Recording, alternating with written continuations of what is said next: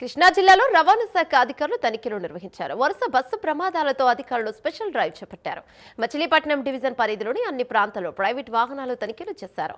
సరైన ధ్రువపత్రాలు లేని బస్సులు, అత్యవసర ద్వారం లేని బస్సులపై కేసులు నమోదు చేశారు అధికారులు. మోటార్ వాహనాల అధికారి నేను మచిలీపట్నం అండి. మా ఉన్నతాధికారుల ఆదేశాల మేరకు మేము ఈ రోజున సీసీ బస్సుల మీద ఈరోజు కాదు ప్రతిరోజు చేస్తూనే ఉంటాం. సీసీ బస్సుల మీద స్పెషల్ డ్రైవ్ అన్నది మా అధికారుల యొక్క ఆదేశాల మేరకు చేయడం జరిగింది. దాంట్లో గాను టైరు, ఎమర్జెన్సీ డోరు, మళ్ళీ ఇతర ఇంపార్టెంట్గా ఉండాల్సిన వాహనానికి ఉండాల్సినటువంటి అన్ని ఎక్విప్మెంట్స్ కానివ్వండి, లేకపోతే ఇంజిన్ సైడ్ కానివ్వండి, ఏమన్నా కనుక తప్పులు ఉంటే దాన్ని వాహనాలను సీజ్ చేసి కేసులు రాసి సీజ్ చేయడం కోసం మా ఉన్నతాధికారుల ఆదేశాల మేరకు ఏంటంటే ఇక్కడ ఎమర్జెన్సీ పెట్టాలి. ఇప్పుడు సినిమా హాల్ మొత్తం క్లోజ్ చేస్తున్న రెడ్ ఎక్స్ట్రా ఎలా కనపడుతుంది? టూనింగ్ చెప్పడం కాదు, అది కనపడాలి. ఎమ్మటి పెట్టాలి, ఇక్కడ ఉండాలి. ఇక్కడ అక్కడ ఉన్న అతనికి ఇంకో ఎమర్జెన్సీ ఉందని చెప్పి తెలవాలి. ఇక్కడ తప్పైందా? ఎమర్జెన్సీ నువ్వు పెట్టలేదు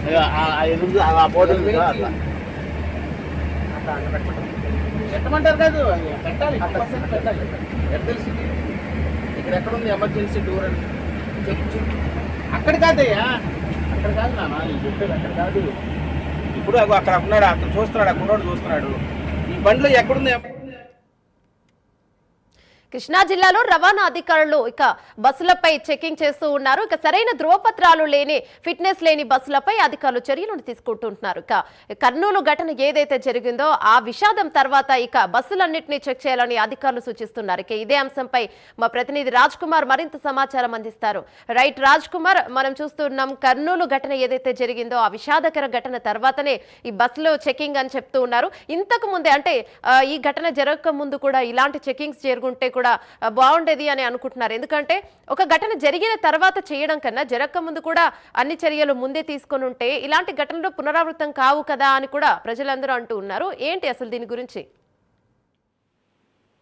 యమున, ఏదైతే మీరు చెప్పినట్టు విధంగా కూడా రాష్ట్ర ప్రభుత్వం కూడా చెప్పేది కూడా మొదటి నుంచి ఒకటి, అధికారులను ఏమాత్రం కూడా నిర్లక్ష్యం వహించొద్దు. ఒక సంఘటన జరిగినటువంటి తరువాత కాకుండా జరగక ముందే గనక స్పందించుంటే ఇలాంటి పరిస్థితులు ఎదురయ్యేటువంటి అవకాశం ఉండదు. కాబట్టి రాష్ట్ర ప్రభుత్వం కూడా అధికారులకు పదే పదే చెప్తా ఉంది, ఏదైనా సంఘటన జరగక ముందే ప్రతిఘటించాల్సినటువంటి అవసరం ఉంటుంది. కాబట్టి అన్ని శాఖల అధికారులు కూడా దానికి కట్టుబడి పనిచేయాల్సినటువంటి అవసరం ఉంటుందని కూడా ప్రభుత్వం ఏదైతే హెచ్చరిస్తూ వస్తుంది. ముఖ్యంగా కనుక చూసుకుంటే ఏదైతే ఇటు కృష్ణా జిల్లా కనుక చూస్తే కనుక కృష్ణా జిల్లాలోని అవినిగడ్డ నియోజకవర్గంలో ప్రధానంగా కూడా రవాణా శాఖకి సంబంధించినటువంటి అధికారులు ఒక ప్రత్యేకమైనటువంటి ఒక డ్రైవ్ ను నిర్వహించారు. ట్రావెల్ బస్సుల పైన ప్రధానంగా కూడా వాటి ఫిట్నెస్ ఏ విధంగా ఉంది, వాటికి సంబంధించినటువంటి డాక్యుమెంట్స్ ఏవైతే ఉన్నాయో అవన్నీ కూడా కరెక్ట్ గా ఉన్నాయా లేదా అనేటువంటి దానిపైన కూడా మచిలీపట్నం డివిజన్ ఏదైతే డివిజన్ కి సంబంధించి మోటార్ వెహికల్ ఇన్స్పెక్టర్ ప్రసాద్ నేతృత్వంలో ప్రత్యేకంగా ఒక డ్రైవ్ నిర్వహించారు. ఏదైతే కర్నూలుకు సంబంధించినటువంటి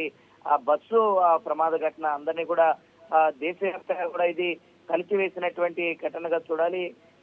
అనేక మంది ఒకసారి కూడా ప్రాణాలు కోల్పోవడం ఒక ఘటన అందరినీ కూడా ఒక్కసారిగా దిగ్భ్రాంతికి గురి చేసిన పరిస్థితి ఉంది. ఈ నేపథ్యంలో వెంటనే అటు రాష్ట్ర ప్రభుత్వం దీని మీద ఒక ప్రత్యేకమైనటువంటి డ్రైవ్ ను నిర్వహించాలని ఒక నిర్ణయానికి వచ్చింది. ప్రత్యేకంగా ప్రైవేట్ ట్రావెల్స్ ఏదైతే నడుస్తుందో ఇటు ఆర్టీసీకి సంబంధించి కాకుండా ప్రైవేట్ ట్రావెల్స్ ఏవైతే నిర్వహిస్తూ ఉన్నారో ఈ నిర్వాహకులందరికీ సంబంధించినటువంటి బస్సులు, వాటి రిజిస్ట్రేషన్స్, వాటి ఫిట్నెస్ ఈ విధంగా ఉందనేటువంటి దానిపైన ప్రధానంగా కూడా రవాణా శాఖకి సంబంధించినటువంటి అధికారులు ముఖ్యంగా ప్రత్యేకమైనటువంటి డ్రైవ్ చేపట్టడం జరిగింది.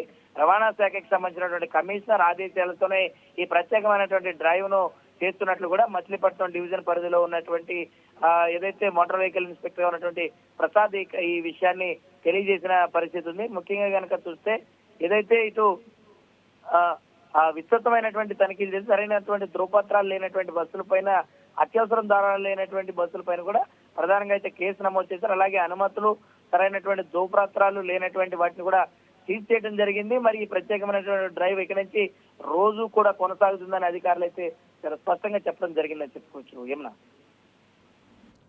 Right, thank you.